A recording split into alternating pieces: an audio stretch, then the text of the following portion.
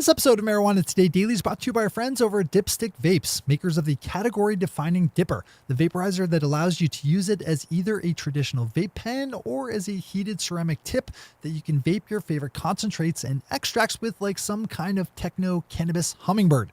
It's a super cool device that is both stylish and hugely functional. To learn more about the Dipper and to save 15% off the cost of buying one yourself, head over to dipstickvapes.com and use the discount code MJ today. That's dipstickvapes.com, discount code MJ today. And when you use that discount code, Dipstick Vapes will make a donation in the amount that you saved to our friends over at Students for Sensible Drug Policy. Talk about win, win, win. Good morning, Marijuana Nation. It's Wednesday, October 1st, 2018, and you're tuned in to episode 540 of Marijuana Today Daily. I'm your host, Shay Gunther, and I'll be walking you through today's marijuana news and headlines. As always, we have a full and busy day of cannabis news in our hands, so let's jump right into it. Our top story today starts us off up in Canada, where the Canadian branch of the large alcohol company Molson Coors Brewing just announced that they would be partnering up with the licensed marijuana company Hydropothecary to launch a new joint venture that will focus on developing and marketing legal marijuana beverages. The new company will be a separate corporation from its two parent companies, with Molson Coors holding a controlling stake of 57.5% and Hydropothecary owning the remaining bits. Marijuana edibles and drinks aren't legal yet in Canada, but most industry watchers say it'll only be a matter of time until that changes.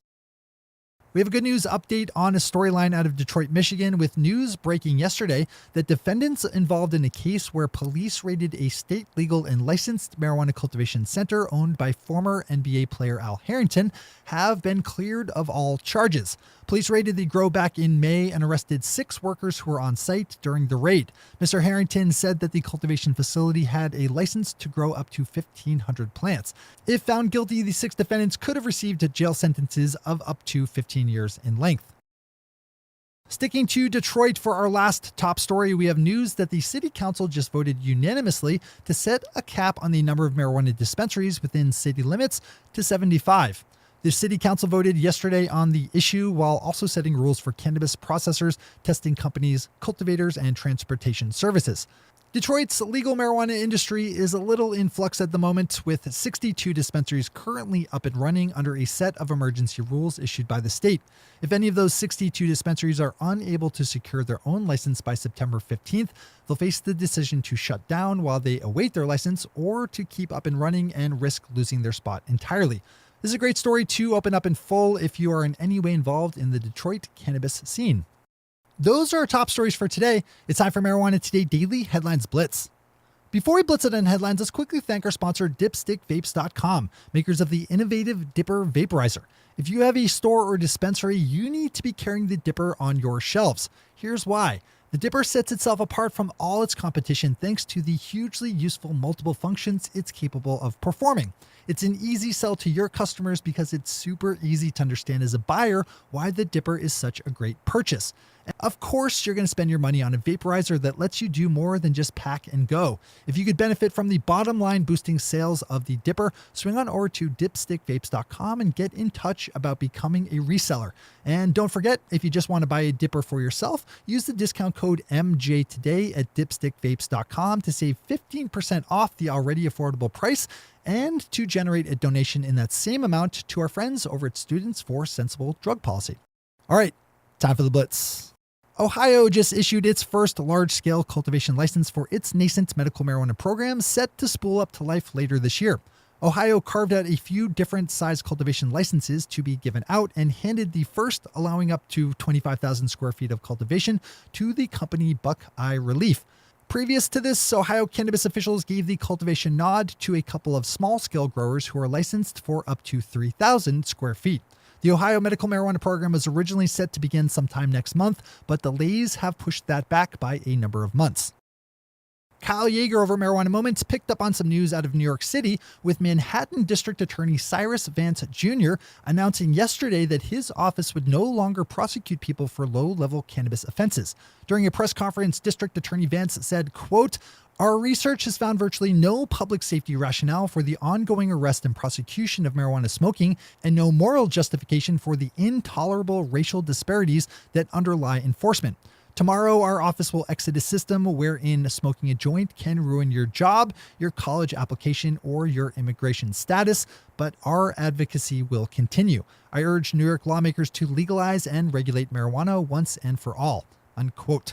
Swing over to Marijuana Moment for more on this one. As always, we have all the news we cover linked to on our website at mjtodaydaily.com and on our Twitter account at mjtodaydaily. A new online poll was just released that found that 85% of American adults think that medical marijuana should be legal, with 57% thinking the same for adult use. The poll was commissioned by Health Day and conducted by the Harris Polling Company with 2,020 opt-in respondents.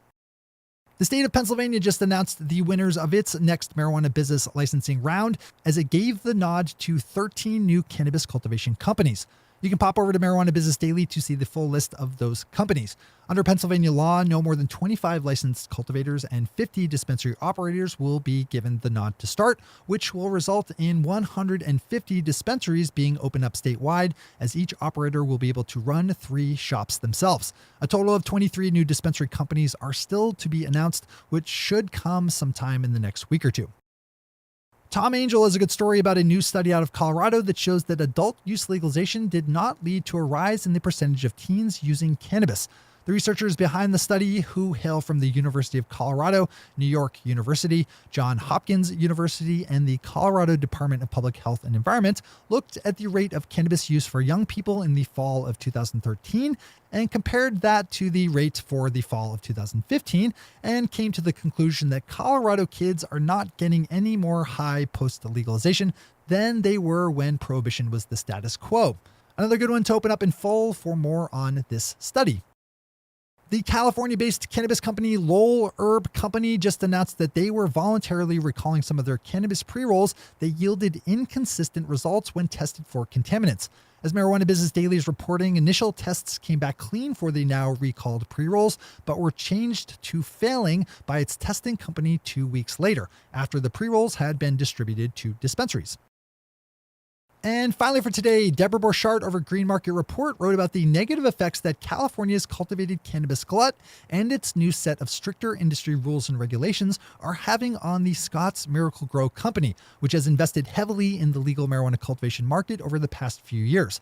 This is a good one to open up in full as there are a lot of numbers and details behind it.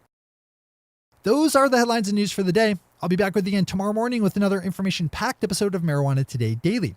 But in the meantime, if you have any stories to share or feedback to give, zip us an email to headlines@mjtodaydaily.com.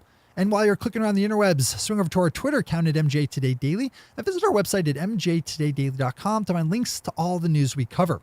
Thanks to our sponsor, Dipstick Vapes, and to all of our awesome Patreon listeners for the support that makes this show possible. To join the lesser ranks of the Patreon listeners yourself, swing over to our website at mjtodaydaily.com and click on that big blue button at the top of the page that says Become a Patron. I'm your host, Shay Gunther. Thanks for tuning in and starting your day with marijuana today.